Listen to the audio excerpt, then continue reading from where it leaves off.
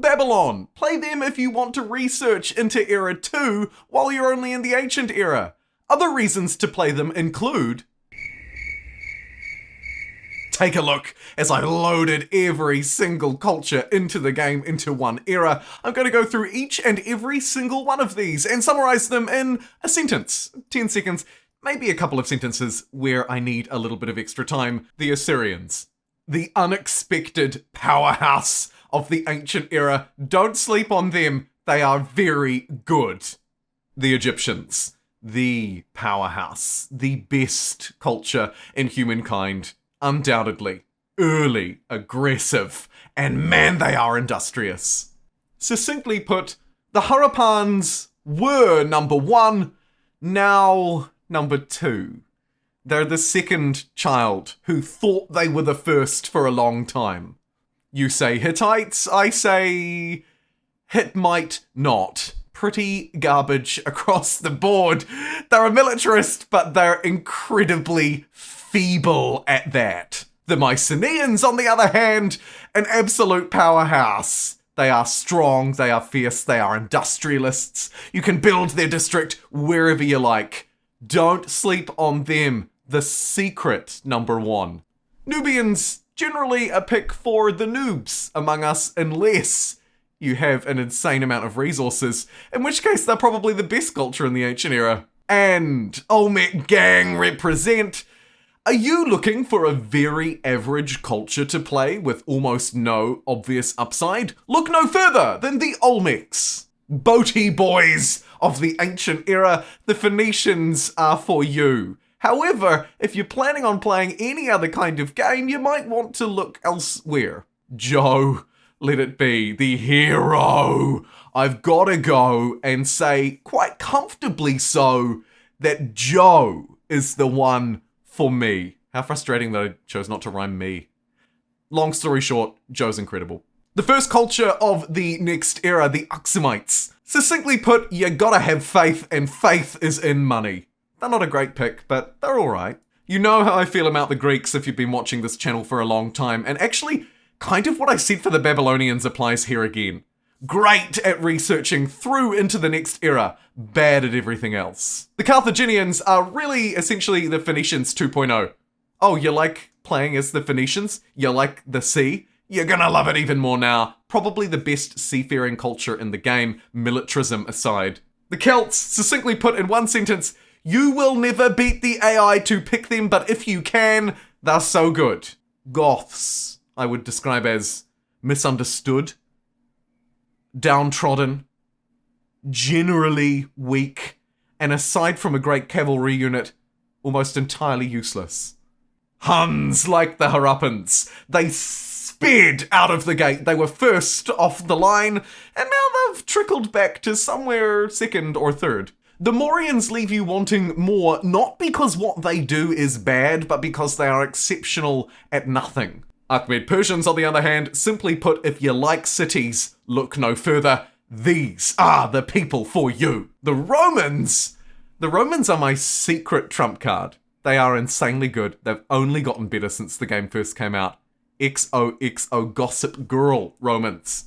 Aztecs, simply put, are understated and maybe slightly underutilized. Don't sleep on how good that unit is. Don't sleep on how good that trait is. Do you like horses? This is the extreme makeover meme of the Humankind game. Oh, you like horses? That's it. I'm turning you into a horse. Your bedroom is becoming a horse, and we're going to pay you $25 per horse. Frankly, the Franks are probably one of the best aesthetic cultures in the game. The Ghanaians! We really missed an opportunity to make them the merchant culture who loves horses, didn't we? They're a powerhouse. They're a trade powerhouse and a natural moving on progression from the Nubians. The Teutonic Knights deliver an incredible Teutonic might. Don't sleep on these slightly misunderstood expansionists. Come here and give me your wonderful food and your wonderful industry. Look no further than come here. The English are the Celts of their era. I think that's the best way to describe them. Also, longbowmen. You! The Mongols, they're just the Huns again, right? Literally, they're just the Huns again. Umayyad, or maybe not so interested in playing them again. Like the Greeks and like the Babylonians, I won't repeat it a third time, but the same message applies. Describing the Norsemen's fairly easy. Do you like the New World? Do you like food? You'll love the Norsemen, so long as you also like stabbing people. Dutch, honestly, disappointing. Disappointingly Dutch. Some synergies, but the fact that you can't place that warehouse right on your harbours, really, really disappointingly Dutch. Why don't you, Hordeners, show me a beautiful culture? Here's one I prepared earlier. Thanksgiving Day never looked so delicious. Joseon, my favourite Joe. Absolutely give them a go. Finally, to describe them in one sentence, a scientific culture worth exploring. Ming, some powerful exploits here, really showing what an aesthete culture is capable of. To describe them succinctly, I would say they're aesthete with muscle. You're a wizard, Harry, and you're great at industry while you do it. Ottoman, absolutely strong, but obviously a little bit of a jack of all trades, master of none, kind of a bit of a mess culture, but not terrible. The Poles, actually kind of like the Ottomans, but just worse, because they're a militarist, not an expansionist. They'd be a wonderful expansionist, but as a militarist, they're okay. And the Spanish, super on theme. I love what they do. If you love faith and you love guns, you will love the Spanish. The Edo Japanese are a little average. And I won't be too nice or mean to Venice like I am to them in Civilization 5. They're a good civ. They're a trader civ. And apart from that, a little lackluster. Speaking of a little lackluster, the Persians are anything but. They are your excuse for choosing an industrial culture when you'd otherwise be looking to make money. The Austro-Hungarians are incredibly stable and incredibly influential. Sort of a little bit of irony in that. The Brits, unfortunately, despite their colonial prowess in real life, don't quite live up to that strength in Humankind Game. Oh, oui, say no more, look no further. One of the best cultures in the game, the French. This is what science looks like. And surprisingly nuclear. Next, the Germans. Probably the best militarist in the game. They are industrial, they are fast, they are strong. Fear the Germans. Maybe not so much their U-boat. The Italians bring no pizza to this party. Instead, a whole load of influence and stability, making them a bit of a boring pick. The Mexicans, though.